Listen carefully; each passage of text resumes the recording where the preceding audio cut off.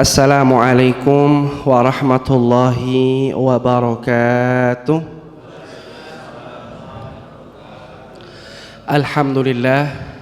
Alhamdulillahi rabbil alamin. Wabihi nasta'in ala umuri dunya waddin.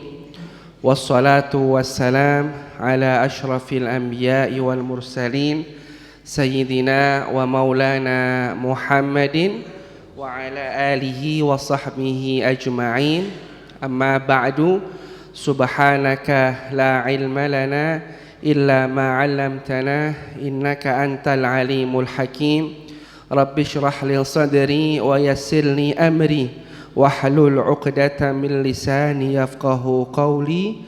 Allahumma inna nas'aluka ilman nafi'a wa rizqan thayyiba wa amalan mutaqabbala. Allahumma ya Allah, anugerahkan kepada kami ilmu yang bermanfaat, rezeki yang halal yang barokah, dan terimalah segala amal kebaikan kami ya Allah. Amin ya rabbal alamin. Segenap para pengurus Masjid An-Nur, segenap para jamaah, ibu-ibu, bapak-bapak, dan seluruh kaum muslimin muslimat, yang besar tak dihimbau gelar, yang kecil tak disebut nama, mudah-mudahan insyaallah kita semua senantiasa dimuliakan oleh Allah Subhanahu wa ta'ala.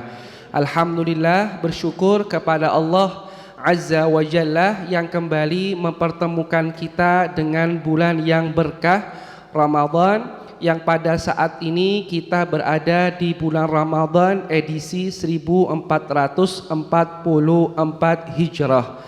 Maka sebagai ungkapan syukur kita kepada Allah Azza wa Jalla atas nikmat dikabulkannya doa yang kita mintakan kepada Allah sejak pertama kali kita memasuki Rajab sampai detik-detik kita akan memasuki Ramadan, yaitu doa yang pada ujungnya berbunyi waballighna Ramadan, ya Allah sampaikanlah atau pertemukan kami dengan Ramadan.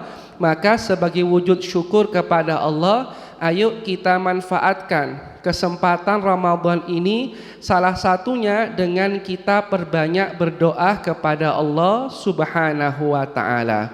Mungkin sebagian besar di antara panjenengan sudah mengetahui bahwa di antara kemuliaan yang Allah berikan kepada orang-orang yang berpuasa, tidak hanya berpuasa di bulan Ramadan, tapi juga berpuasa pada musim atau momen-momen yang lain seperti puasa sunnah dan sebagainya. Di antara kemuliaan yang Allah berikan adalah bahwa doa orang yang puasa itu adalah doa yang mustajab, doa yang makbul. Nabi sallallahu alaihi wasallam beliau pernah menyatakan thalatha la turaddu da'watuhum. Ada 3 golongan yang tidak akan ditolak doa mereka kalau mereka berdoa kepada Allah. Yang pertama Rasulullah menyebutkan adalah yaitu al-imam al-adil, doa pemimpin yang adil dari berbagai tingkatan. Baik itu kalau konteks keindonesiaan ya, kita bicara dalam hal ini keindonesiaan, mulai dari tingkat yang paling dasar ya, itu yaitu mulai dari tingkat RT, RW sampai pucuk pimpinan tertinggi di Republik ini. Apabila mereka berlaku adil, maka doa mereka ini termasuk salah satu dari golongan yang tidak akan ditolak doanya oleh Allah. Artinya apa? Kalau mereka berdoa, doa mereka mudah dikabulkan oleh Allah Ta'ala. Yang kedua, Nabi menyebutkan yaitu wassaim hatta yuftir, yaitu doanya orang yang berpuasa hingga ia berbuka puasa. Berarti selama seseorang itu menyandang status sebagai orang yang puasa, mulai kapan? Mulai terbitnya fajar. Sampai kapan? Sampai terbenamnya matahari. Selama kurun waktu sekian belas jam ini, kalau dia manfaatkan untuk berdoa, maka doanya itu berpotensi besar untuk dikabulkan, diijabah oleh Allah Subhanahu wa taala dibanding orang yang berdoa tanpa menyandang status sebagai orang yang berpuasa. Nah, Ibu Bapak, jangan ada persepsi yang kurang pas di antara kita bahwa ini hanya berlaku status puasanya untuk yang puasa Ramadan. Tidak. Nabi di sini tidak menyebutkan Ramadan, tetapi wassaim, orang yang berpuasa hingga dia berbuka puasa. Nah, kalau kita bicara soal misalnya waktu-waktu puasa sunnah itu jauh lebih banyak dari yang puasa wajib. Puasa wajib ada berapa jenis? Ada 2, yaitu puasa Ramadan dan puasa nazar. Saya nazar kalau misalnya anak saya lulus kuliah, saya nazar di hari kelulusannya itu atau besoknya saya akan berpuasa, misalnya itu wajib dia tunaikan puasa nazar. Nah, di luar Ramadan dan nazar ini itu yang sunnah lebih banyak. Ada puasa sunnah harian seperti puasa Nabi Daud, ya, sehari puasa sehari tidak berpuasa. Ada puasa Jumatan, nah, ini sebagai ganti istilah mingguan, ya. Jadi selama ini kan kita menggunakan istilah mingguan, minggu pertama, minggu kedua dan sebagainya. Kenapa saya memakai istilah Jumatan? Ini saya terinspirasi dari biografinya Badi'uz Zaman Said Nursi, seorang ulama besar yang berasal dari Turkiye. Ya, Ustaz kok Turkiye gak keliru ta? Turki sing betul. Enggak, memang yang betul sekarang Turkiye. Karena memang sudah diubah namanya sama Erdogan sana. Ya, itu dikatakan bukan Turki sekarang tapi Turkiye. Dulu itu beliau ini lahir masih di masa dinasti atau khilafah Utsmaniyah. Nah, beliau ini seorang ulama bernama Badi'uz Zaman Said Nursi.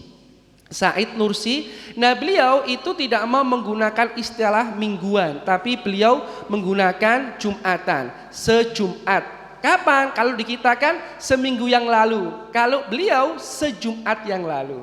Nah, para jamaah, ada puasa sunnah yang bulanan, yang Jumatan, yaitu puasa Senin dan Kamis. Ada puasa yang bulanan setiap tanggal 13, 14, 15 dari setiap bulan dalam kalender Hijriah. Ada juga puasa yang jatuh pada musim-musim tertentu di setiap tahun, seperti puasa pada bulan-bulan haram, puasa pada 10 hari pertama bulan Dzulhijjah, wabil khusus yaitu hari ke-8 dan ke-9. Yang ke-8 disebut hari Tarwiyah, yang ke-9 disebut puasa hari Arafah.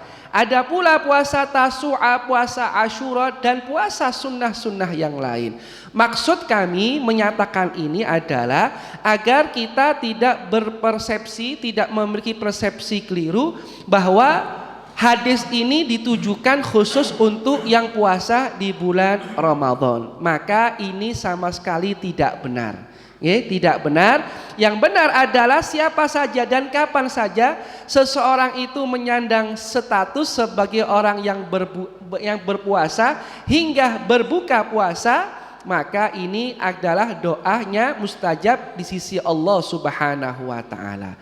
Yang ketiga, kata Rasulullah, wa da'watul mazlum, doa orang yang teraniaya, doa orang yang dizalimi. Bahkan disebutkan oleh sebagian ulama, andai dia itu orang non muslim, ya, orang kafir, zimmi, yang tidak memerangi Islam, dizalimi lalu dia berdoa, ya, walaupun mungkin doanya bukan kepada selain Allah, ini punya potensi doanya Allah kabulkan walaupun dia seorang non muslim. Kenapa ini terjadi? Karena begitu beratnya perbuatan zalim, maka harus ada konsekuensinya meskipun itu menimpa orang di luar Islam. Nah, para jamaah hafizakumullah, senyampang saya dan panjenengan ini oleh Allah masih diberi umur dan kesempatan memasuki bulan Ramadan yang penuh dengan ijabah doa di dalamnya, maka mari kita gunakan sebanyak-banyaknya dan sebaik-baiknya untuk berdoa. Salah satu doa terbaik ya, salah satu doa terbaik yang sering kita istilahkan dengan kalimat doa sapu jagat, ini adalah doa yang sangat pantas untuk senantiasa kita haturkan kepada Allah. Siapa dari kita yang nggak kenal doa sapu jagat ini? Mulai dari yang kanak-kanak children, sampai yang dewasa yang sudah kepala 5, kepala 6 dan seterusnya, para jamaah, insya Allah sudah hafal di luar kepala yang namanya doa sapu jagat ini. Bahkan berbagai kegiatan kalau ada acara yang diisi dengan doa, itu pasti doa ini senantiasa hadir. Selesai sholat kita baca wirid, zikir, lantas berdoa. Doa sapu jagat Rabbana atina fid dunya hasanah itu selalu hadir. Selesai acara akikoh, kapan hari itu kan kita diundang oleh beliau Aba Usman syahadat acara pernikahan putrinya 2-3 tahun yang lalu ya, atau 2 tahun yang lalu ya, 2021 ya. Iya betul ya Pak Usman ya. 2021 di sini kan ada sejumlah yang berdoa kan, ada Yai Hasanuddin, ada Ustadz ini yang berdoa. Itu diantara kan ada doa Rabbana atina fid dunya hasanah.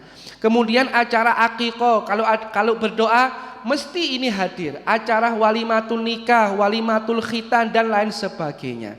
Nah para jamaah, doa ini memang doa yang sangat luar biasa, tercantum dalam Al-Quran. Dan doa yang paling afdol ibu bapak adalah doa yang bersumber dari Al-Quran.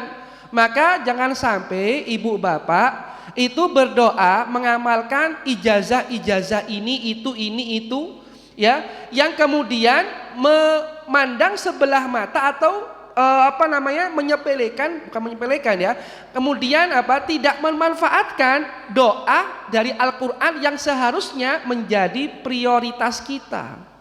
Ya, ini para jamaah seringkali acap kali kita datang minta ijazah ini, doa itu.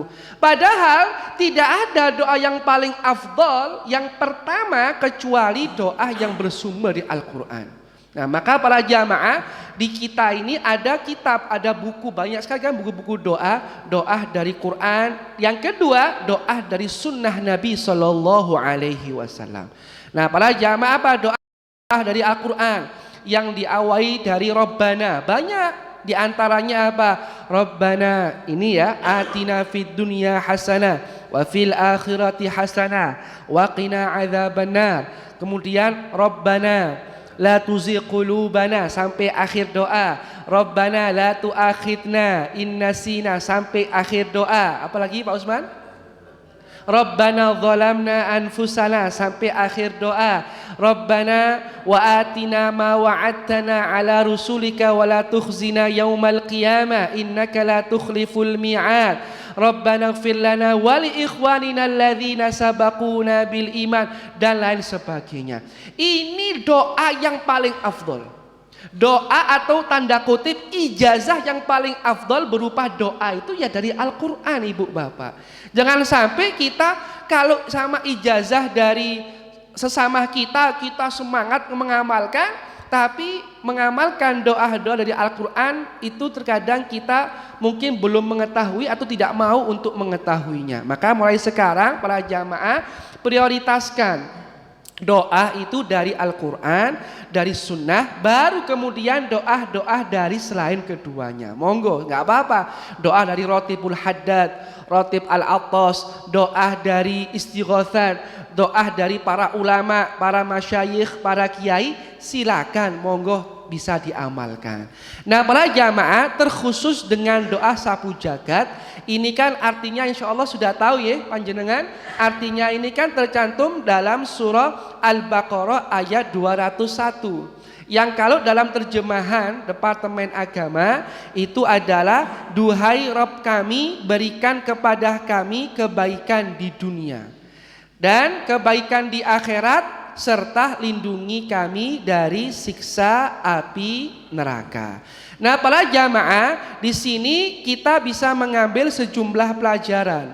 Yang pertama adalah bahwa doa sapu jagat ini adalah doa yang memberi kita itu inspirasi atau memberi kita hikmah serta keterangan bahwa kalau kita berdoa, hendaknya kita berdoa untuk dua hal sekaligus.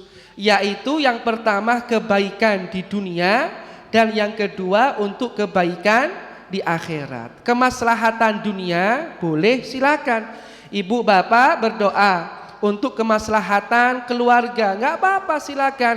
Allahumma ya Allah, anugerahkanlah kepada diri hamba, diri suami hamba, diri istri hamba, diri putra putri hamba ya Allah, yaitu rahmatmu, keberkahanmu, kesuksesan di dalam berkuliah, kesuksesan di dalam studinya, baik yang studi di dalam negeri, di luar negeri. Ya Allah, berikanlah kepada suami hamba yaitu kesuksesan dalam prestasi di kantornya. Gak apa-apa, silakan. Ini buktinya apa? Buktinya yang pertama diajarkan oleh Allah minta kebaikan untuk urusan dunia. Rabbana atina fid dunya hasanah, bukan akhirat dulu. Karena bagaimanapun juga para jamaah, ya, kebahagiaan akhirat itu tergantung juga bagaimana kita mengisi kehidupan di dunia.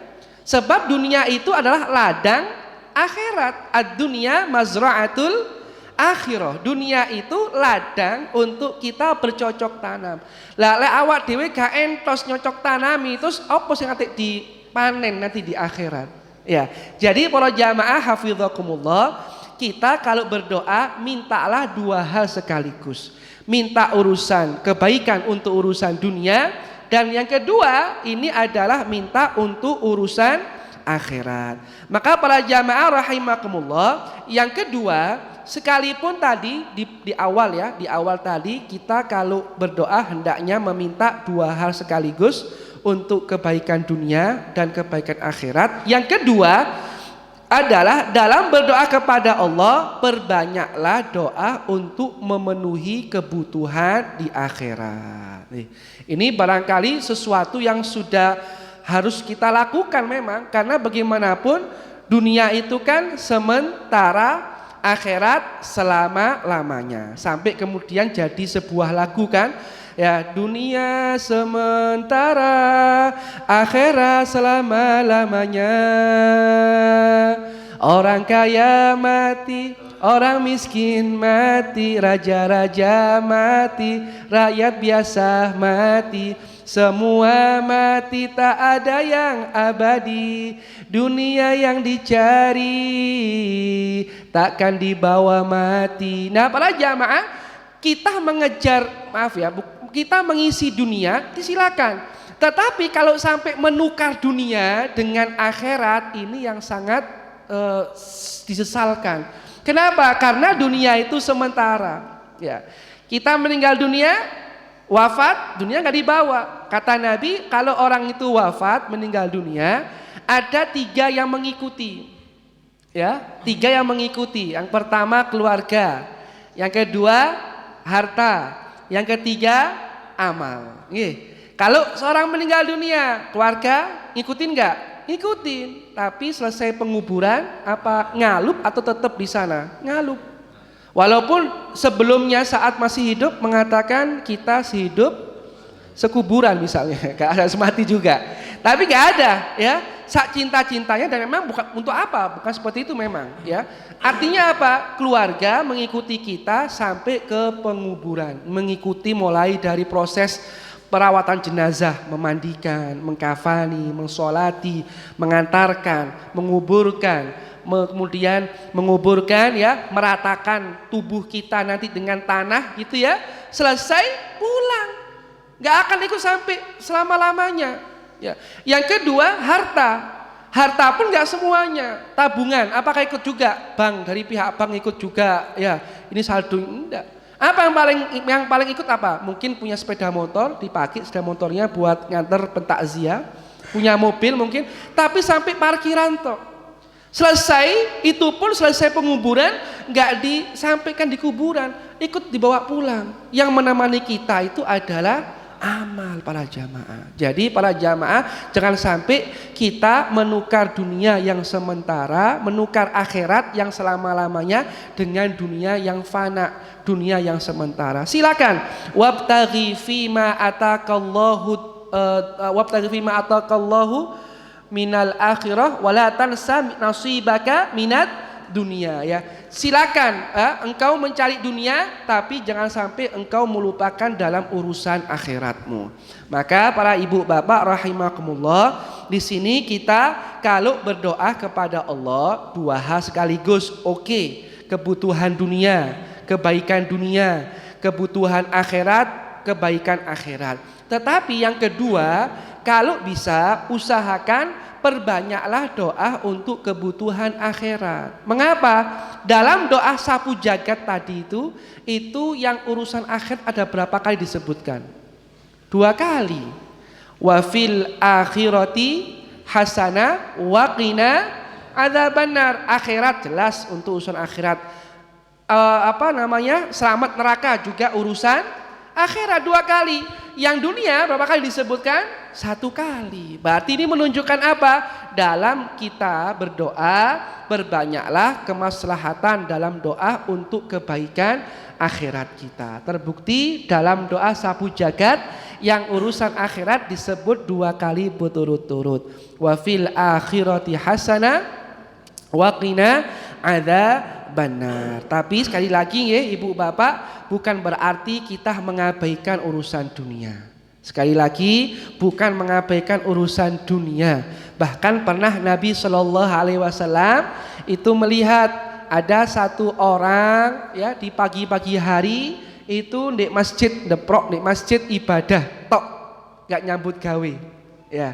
Lalu Nabi Muhammad tanya, loh sampean kok di sini nggak kerja ta sampean? Enggak ya Rasulullah, saya di sini saja fokus untuk ibadah kepada Allah. Lalu Nabi bertanya, loh terus sampean makan dari mana gitu kan? Terus sampean nafkah dari siapa? Gimana sampean hidup atau makannya bagaimana nanti? Ada saudara saya yang sudah menjamin kebutuhan saya. Kata Nabi, saudaramu itu lebih baik daripada dirimu seperti ini. Masya Allah. Ya, jadi keluarga saudaranya yang dia juga ibadah, tapi juga bekerja. Tidak hanya bekerja, hasil dari pekerjaannya sebagian diberikan untuk menafkahi keluarganya, lebih afdal daripada orang yang hanya fokus ibadah tapi tidak mau menjemput rezeki Allah Subhanahu wa taala. Nah, para jamaah hafizakumullah, pelajaran kedua yang bisa kita tangkap dari doa sapu jagat ini adalah perbanyak dalam doa untuk kebutuhan akhirat. Allahumma salli ala Sayyidina Muhammad wa ala ali Sayyidina Muhammad. Yang ketiga, jangan lupa dari doa sapu jagat ini itu terselip pelajaran bahwa kalau kita mau doa kita itu cepat diijabah, lakukanlah tawassul dalam doa kita. Tawassul khususnya dalam konteks ini ya, dalam konteks doa sapu jagat, tawassul dengan nama-nama Allah yang mulia atau al-asma al-husna. Mulai dari ya Rahman sampai apa yang terakhir ya? Yang terakhir apa? Apa? Ya Sabur, ya Syakur, ya Sabur ya, ya Sabur. Ya. Misalnya ya Rahman. Ya Rahman irhamna, wahai Allah yang maha pengasih, kasihilah kami. Ya Rahim, wahai Allah yang maha penyayang, irhamna, sayangilah kami. Ya Ghafur, wahai Allah yang maha pengampun, ighfir dzunubana, ampunilah dosa-dosa kami.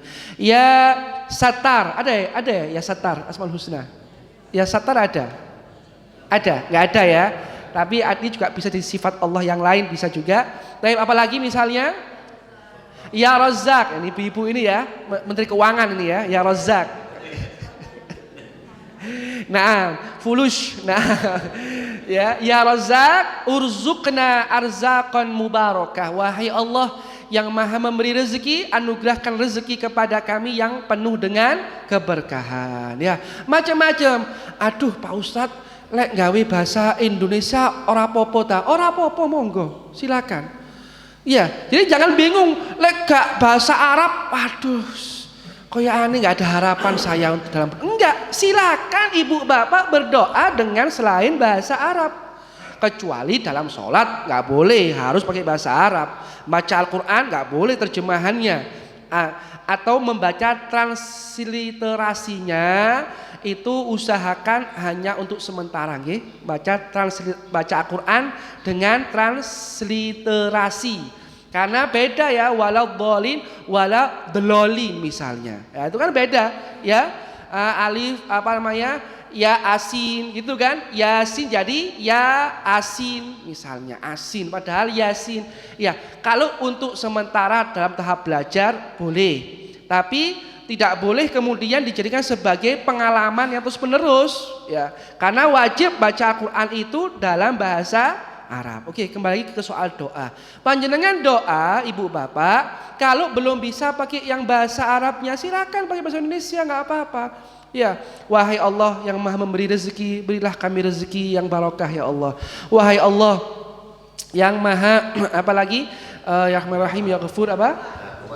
Yang Maha kuat, berilah kami kekuatan apa ya Osman? Kekuatan apa ini? Kekuatan jasmani dan rohani. Misalnya ada di antara anak-anak panjenengan itu mau tes jasmani dan rohani ya. Tes jasmani dan rohani untuk persiapan pemberkasan ASN misalnya, pemberkasan apa gitu kan. Nah, ini kan biasanya kan ada tes ya, tes narkoba sama tes jasmani rohani. Ya, pernah nggak jenengan putra-putrinya? Pernah? Nah, kalau pernah, kalau belum pernah, saya kasih clue-nya, bocorannya atau kata kuncinya. Jenengan kalau misalnya mau yang terjangkau, ini nggak apa-apa ya, agak keluar dari topik ya. Itu jenengan tes jasmani rohani dan narkoba yang murah terjangkau di rumah sakit apa itu Brata Yuda itu yang di Batu itu apa namanya? Punya sakit Polri itu namanya Hasta apa jenenge itu ada di rumah sakit di Batu, ada rumah sakit milik Polri ya. Polri itu sangat terjangkau. Saya kok tahu, saya baru tes juga sebelum Ramadan itu saya tes jasmani rohani sama narkoba ya, itu cuma nggak sampai 300. Saya tanya ke RSUD itu hampir 900 ya. Saya tanya ke ini 700 ini. Jadi itu yang paling terjangkau, nggak sampai 300. Bagi mungkin anak-anak panjenengan, mungkin ada yang mau melakukan pemberkasan kan biasa diminta tes jasmani rohani sama narkoba, itu mungkin bisa menjadi pilihan pertama. Kembali lagi para jamaah, putra-putri jenengan mau tes itu kan jasmani rohani atau narkoba, ya Allah yang maha kuat, yang maha perkasa, kuatkanlah iman kami, kuatkanlah jasmani rohani anak-anak kami.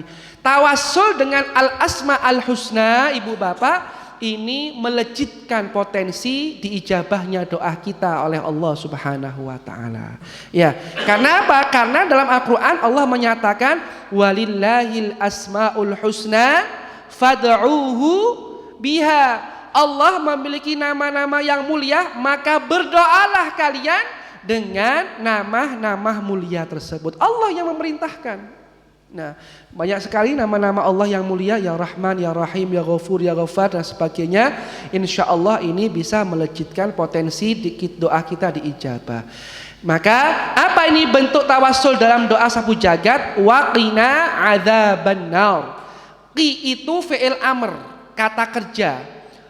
Kata kerja ya, maaf, kata perintah waqina adzabannar. Nah, fi'ilnya, kata kerjanya adalah waqoyaki. Ya waqi, sifatnya Allah, ya waqi, wahai Allah yang maha melindungi, wahai Allah yang maha menjaga. Maka secara tidak langsung saat seseorang itu berdoa waqina adzabannar, dia sedang bertawassul kepada Allah dengan salah satu sifat Allah, yaitu waqin, yang artinya maha melindungi, maha menjaga. Ibu bapak rahimakumullah, yang keempat adalah yaitu setiap orang yang berdoa harus memiliki semangat dan harapan yang tinggi dalam mewujudkan doanya. Nah, misal seseorang apa iya sudah pantas berdoa, ya Allah karuniakanlah keturunan kepadaku padahal dia belum nikah. Ini kan artinya apa? Ya apa kan nggak nyambung ya. Dia masih belum menikah ya, mudah-mudahan putra putri jenengan yang belum dapat jodoh insyaallah diberi oleh Allah jodoh yang saleh dan soleha. Insyaallah mudah-mudahan bahagia dunia sampai akhirat kelak ya, khususnya bagi putra putri jenengan yang sudah waktunya menikah belum dapat jodoh, mudah-mudahan Allah berikan jodoh yang terbaik menurut Allah taala insyaallah. Nah, tapi para jamaah ojo lali tapi ngundang aku lho kok ya lek ono ikune. Mata tuakno kok gak diundang kok. Nah, tapi para jamaah hafizakumullah, yang keempat ini kalau kita berdoa itu harus dibarengi semangat dan harapan yang tinggi untuk mewujudkan doa tersebut.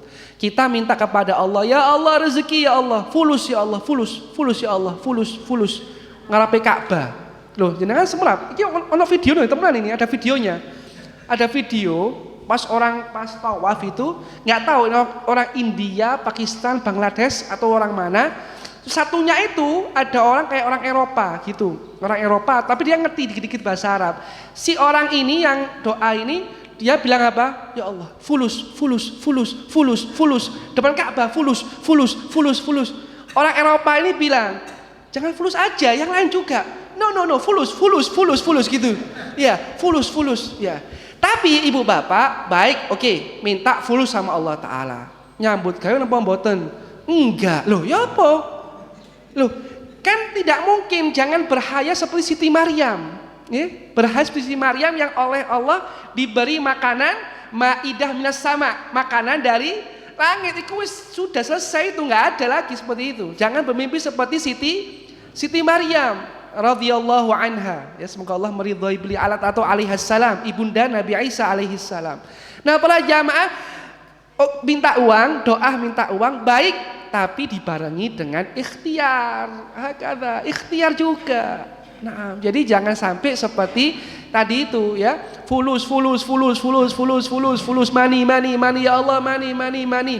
Tapi gak mau kerja. Waduh, saya lulusan, saya sarjana, mosok saya atik jualan untuk ngabuburit. Loh, kenapa? Lebih hina orang yang korupsi. Bukan lebih hina ya, maaf ya. Sangat hina orang yang korupsi. Kamu tuh jauh lebih mulia dibanding orang yang korupsi, orang yang maling rakyat. Gak ada mulia-mulianya mereka ini. Walaupun kamu sarjana, jualan es tebu, jualan jus, jualan ini dan sebagainya, kurma dan sebagainya, jauh lebih mulia ya dibandingkan korupsi yang gak ada mulia-mulianya. Termasuk juga dengan menadahkan tangan, ngemis-ngemis. Gak apa-apa sarjana, kok kemudian gengsi untuk berjualan, silahkan, bismillah. Dan para orang tua kasih juga motivasi, jangan aduh bapak ki nguliak-nguliak nokon angel-angel tok dadakno jeblusi dodo, jangan kayak gitu juga dong Pak ya. Ibu bapak justru dari motivasi ya, mungkin belum sesuai dengan keilmuannya, tapi siapa tahu akhirnya berjodoh dengan apa yang dia lakukan saat ini. Jadi berikan motivasi, doakan, jangan digembosi, jangan dijatuhkan semangatnya, nanti akhirnya kena mental. Daripada itu kan fulus tapi nggak ngapa-ngapain. Hakata. Taib. Yang kelima para jamaah, doa sapu jagat tadi mengajarkan kepada kita untuk punya dua sifat, yaitu roja, harapan, dan khauf, rasa takut. Kalau yang roja itu diwakili dari kalimat atina fid dunya hasanah wa fil akhirati hasanah. Ini harapan agar kita mendapatkan kebaikan di dunia dan juga kebaikan di akhirat. Sementara yang khauf, rasa takut, itu diwakili dari kalimat waqina adzabannar. Nah, ibu bapak, Imam Al-Ghazali rahimahullah, beliau menggambarkan roja dan khauf itu seperti dua sayap burung. Dua sayap burung. Kan burung itu kan dia bisa terbang kalau dia bisa mengepakkan dua sayapnya sekaligus. Apabila salah satunya cacat atau rusak atau sakit, dia tidak akan bisa terbang. Dia baru bisa terbang tinggi saat keduanya itu bisa dia kepakkan sayapnya. Begitulah kehidupan seorang manusia. Harus seimbang antara khauf dan roja. Kalau orang itu kebanyakan khauf, dosis khaufnya itu lebih banyak daripada khaufnya roja, dosis harapannya lebih banyak daripada dosis rasa takutnya, itu juga nggak baik. Kenapa? Nanti dia cenderung meremehkan perbuatan maksiat dan dosanya kepada Allah Ta'ala. Ya, nggak apa-apa, kok Allah Maha Pengampun. Homer vodka sak sloki misalnya, nggak apa-apa, Allah pasti golek kita istighfar ping telu mari sholat subuh, istilah gampang-gampang.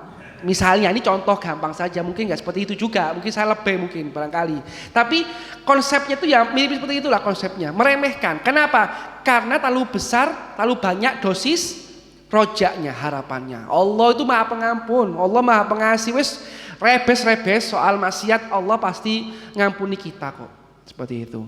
Ini nggak bagus. Atau orang itu terlalu banyak dosis khaufnya, rasa takutnya, ini juga tidak sehat para jamaah. Kenapa? Karena nanti membuat dia itu tercekam oleh pesimisme, ya, putus harapan, ya, putus harapan. Dia penuh rasa takut kepada Allah yang berlebihan sehingga dia merasa opo iya loh tobatku diterima oleh Allah Ta'ala. Kan ini kan nggak boleh kayak gini nih, nggak boleh. Ya seperti kasus di zaman sebelum Nabi. Ada orang pemuda mateni orang, bukan pemuda, pembunuh bayaran, membunuh orang sudah 99 kali. 99 kali. Ini hadisnya sahih, jenengan bisa lihat dalam kitab Riyadhus Shalihin bab taubat. Di situ nanti jenengan bisa lihat kisahnya ini. Lalu dia datang kepada seorang pendeta. Pendeta yang mengatakan kamu tidak akan diterima taubatnya oleh Allah Ta'ala. Dan ini kan namanya apa? Gembosi. Iya kan, memutus harapan. Ya, akhirnya apa? Dia mungkin tercekam oleh rasa takut, dia galau, dia kusut pikirannya, dia habisi itu pendeta, dibulatkan menjadi 100. Ya, seperti itu. Kembali lagi dia datang lagi ke ulama yang lain, pendeta yang lain, dibilang, oh kau masih punya taubat, masih punya harapan, silakan bertaubat. Tapi dengan syarat kamu tinggalkan tempatmu yang sekarang karena itu adalah tempat yang penuh dengan maksiat. Kamu hijrah. Nah, ketika dia hijrah di tengah jalan meninggal dunia, malaikat rahmat, malaikat azab rebutan. Si malaikat rahmat bilang ini sudah taubat. Oh enggak, dia nggak ngapa-ngapain kok langsung nanti dikasih rahmat kok enak. Belum sholatnya, belum ibadah yang lain, nggak bisa. Akhirnya sama Allah Ta'ala diwahyukan kepada dua malaikat ini untuk mengukur. Ya, tapi ini sudah skenario Allah Ta'ala ya. Disuruh mengukur mana jarak yang lebih dekat. Apakah masih dekat dengan kampung halamannya atau sudah dekat dari kampung yang dia akan berhijrah. Subhanallah, skenario Allah, qadarullah, ternyata dia sudah lebih dekat ya dengan kampung dia akan berhijrah. Akhirnya dia dibawa ruhnya oleh malaikat rahmah. Nah, ibu bapak, ini kisah yaitu tentang khauf yang berlebihan itu juga tidak sehat. Maka seimbang, ya, seimbang. Ada roja, ada khauf, seimbang seperti kepakan dua sayap burung. Demikianlah para jamaah rahimakumullah, sekelumit ya pelajaran dari doa sapu jagat yang tertera dalam surat Al-Baqarah ayat 201, yaitu Rabbana atina fid dunya hasanah wa fil akhirati hasanah wa qina adzabannar. Ya, mudah-mudahan insyaallah menjadi ilmu yang berkah dan manfaat untuk kita semuanya. Amin ya rabbal alamin. Baik para jamaah, sebelum kita tutup, saya tadi saat masuk kamar mandi itu sangat kagum, enggak betul, bukan karena ada tamu saya puji, enggak, kagum banget, kayak hotel jedingnya ini, masya Allah, serius, karena saya belum pernah masuk, sebab saya kalau Jumatan sudah wudhu, jadi nggak pernah kesini lagi. Tadi ini saya masuk, dalam hati api subhanallah ya. Mudah-mudahan siapapun yang membantu ini dibalas oleh Allah Subhanahu wa taala. Nggih, jangan dikira lek nyumbang jeding aku oleh pahala apa enggak loh, oleh. Oh, ini termasuk masjid kok, bagian dari masjid, seperti itu. Ya, jangan lek karpet semangat, lek jeding aduh oleh pahala apa enggak. Oh, dapat jenengan. Wudhu tiap tetesnya. Orang buang hajat untuk apa? Untuk dia supaya tenang sholatnya. Dapat yang nyumbang-nyumbang kayak gitu itu. Bagus banget, Masya Allah. Tolong dijaga para jamaah. Dan juga kalau orang-orang luar misalnya datang juga dihimbau juga untuk sama-sama menjaga. Bagus banget, Masya Allah. Allahumma sholli ala Muhammad. Ya, kayak hotel teman, kayak hotel. Masya Allah. Ada showernya. Aku kapan kok tak adu saya ini cuma tadi gini aja. Iya. Temenan aku pingin saya mandi. Saya punya ayah, almarhum abi saya. Itu masa-masa hidupnya tergila-gila dengan air di Gubuk Kelakah. Tempatnya Ustaz Hasanuddin. Beliau itu sering, abi saya almarhum rahimahullah, semoga Allah merahmati beliau, itu datang cuma numpang mandi, seger katanya. Saya motoran dari tongan yang tumpang itu Pak, Semambian kan dalannya sik welek mungkin ya di sana itu, nyampe ke Ustaz Hasanuddin, Ustaz aku numpang mandi saat ya. Iya Beb silakan Beb. Udah mandi terus nggak sabun, nggak sampo, nggak usah gigi itu, mandi seweger itu. Terus sudah pamit balik seperti itu. Memang orangnya ya itu ya macam-macam ya. Jadi orang suka air yang seger itu. Masya Allah ya.